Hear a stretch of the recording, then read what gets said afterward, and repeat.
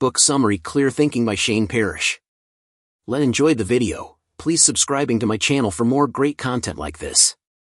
You'll be notified when I upload new videos. Clear Thinking, turning ordinary moments into extraordinary results.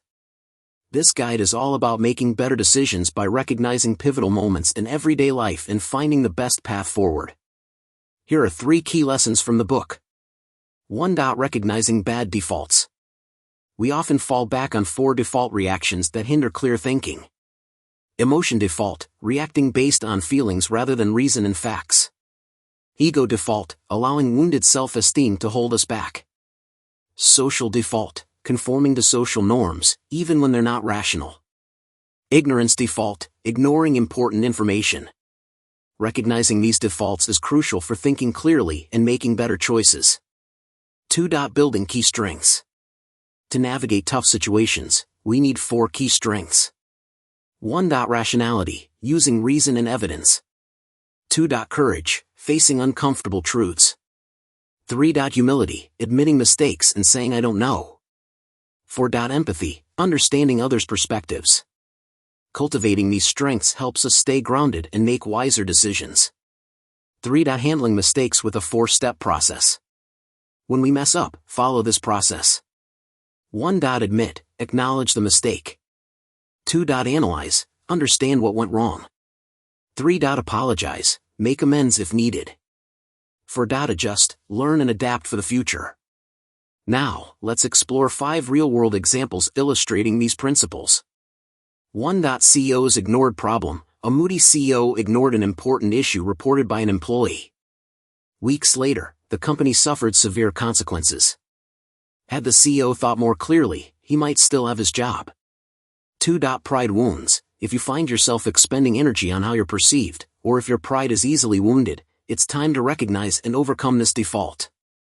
3. False expertise. Beware of thinking you're an expert after reading just a couple of articles on a topic. Clear thinking requires humility and a willingness to learn. 4. Admitting mistakes. Practice saying I don't know and admitting errors. It's a sign of strength, not weakness. 5. Recognition gap. Feeling unrecognized? Clear thinking involves understanding whether your perception aligns with reality. Let deep drive. There are moments in your life where a thorough judgment is called for. These moments might look like any ordinary moment, but the decision you take in these moments will make your life either easier or harder. You should train yourself to first identify such moments and then to make a decision keeping lifetime effects in mind. If you want to improve your behavior, accomplish more goals, and experience greater joy and meaning in your life, you must learn to manage your defaults. The emotion default. When we respond to how we are feeling rather than based on facts and reasons, we end up chasing whatever captures our fancy in the moment at the expense of pursuing long-term goals that matter more. Sleep deprivation, hunger, fatigue, stress from feeling rushed or being in an unfamiliar situation are some causes that expose us more to the emotional default. The ego default. When we react to anything that threatens our sense of self, worth or our position in a group hierarchy, we end up pursuing things like wealth, status, and power, even at the expense of happiness and well-being, of our own and that of the people around us. Our desire to feel right supersedes the desire to be right, and protecting our ego becomes more important than the right outcome. The social default. We tend to conform to the norms of our larger social group so that we don't feel left out, ridiculed or take responsibility for the outcomes. It prompts us to inherit goals from other people, even if their life circumstances are very different from ours. The inertia default. We tend to resist change, and to prefer ideas, processes, and environments that are familiar. First reason is that keeping things the way they are requires almost no effort. Secondly, doing something different might lead to worse results. It encourages us to continue pursuing the goals we've pursued in the past, even after we've come to realize that achieving them doesn't make us happy. Strengths. 4 key strengths to build. Self-accountability. Just because something happened that was outside of your control doesn't mean it's not your responsibility. Focus your energy on things you can control instead of putting it towards things you cannot control. Self-knowledge. Know your own strengths and weaknesses, what you're capable of doing and what you're not. If you never say, I don't know, you're probably dismissing things that surprise you or explaining away outcomes instead of understanding them. Self-control. Master your fears, desires, and emotions. A large part of achieving success is having the self-control to do whatever needs to be done, regardless of whether you feel like doing it at the moment. Self-confidence. You need self-confidence to think independently and to stand firm in the face of social pressure, ego, inertia, or emotion. You need it to understand that not all results are immediate, and to focus on doing what it takes to earn them eventually. While the ego tries to prevent you from acknowledging any deficiencies you may have, self-confidence gives you the strength to acknowledge those deficiencies. Standards and exemplars. To build strengths, you will have to raise standards for yourself and for people around yourself. Little by little, you adopt habits of people around you, and it's important to have the right set of people around you. Exemplars can be people you work with, people you admire, or even people who lived long ago. Practice imitating them in certain ways. Create space in the moment to reflect on what they do in your position, and then act accordingly. The exemplars can be a mix of high accomplishment and high character. All people have flaws, and your exemplars will be no different. Figure out their good qualities and ignore the rest. Weaknesses. We fail to see our own weaknesses for three main reasons. Those flaws can be hard for us to detect because they are part of the way we are accustomed to thinking, feeling, and acting. 2. Seeing our flaws bruises our egos. 3. We have a limited perspective.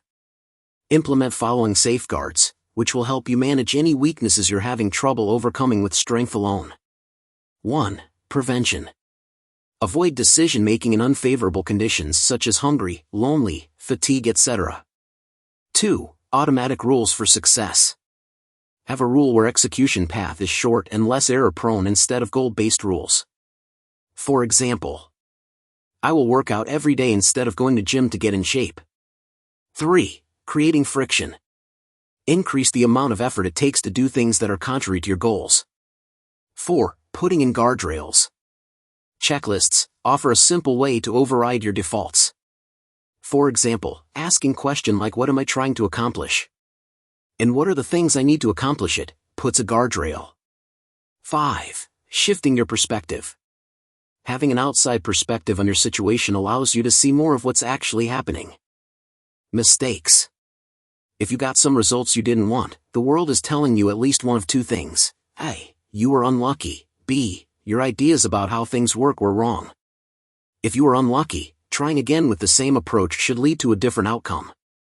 The 4 steps to handling mistakes more effectively are as follows.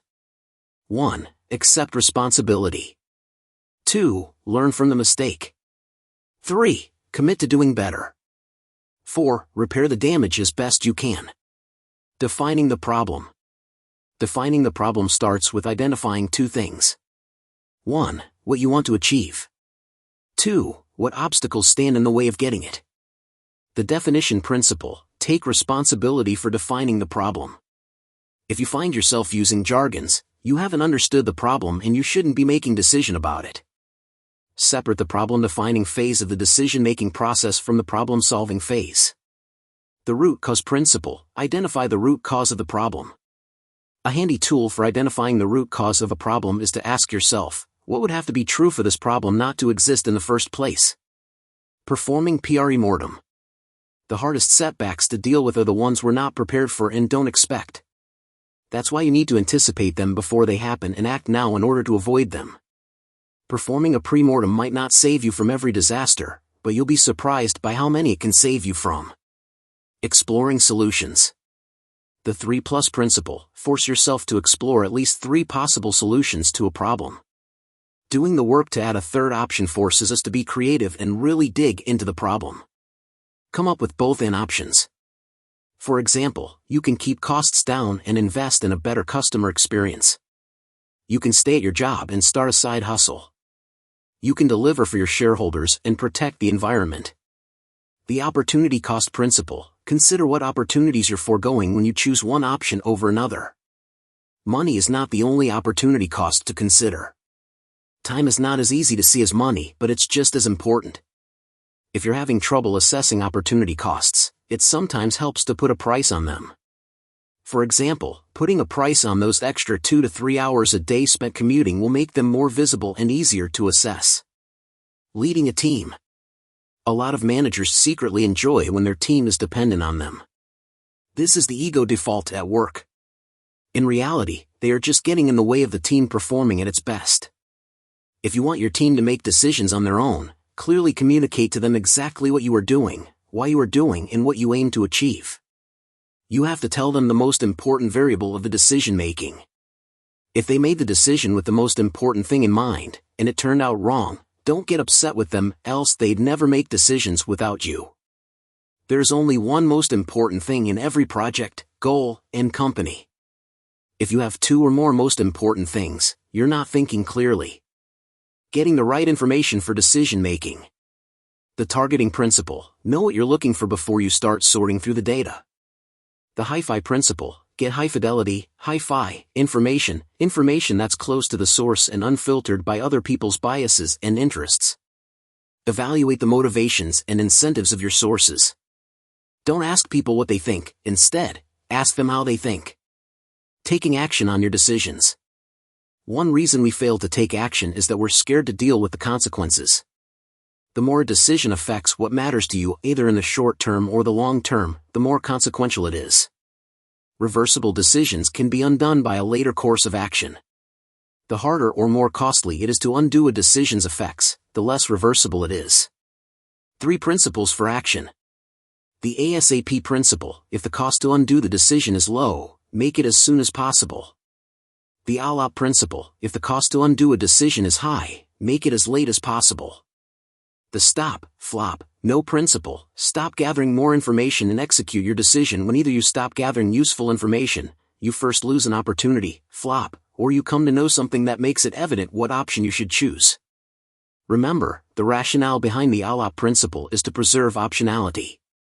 When options start diminishing, it's time to act using whatever information you have.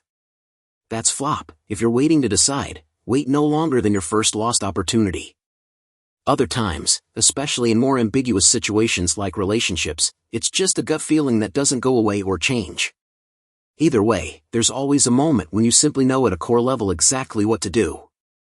Margin of safety. A margin of safety is a buffer between what you expect to happen and what could happen. It's designed to save you when surprises are expensive.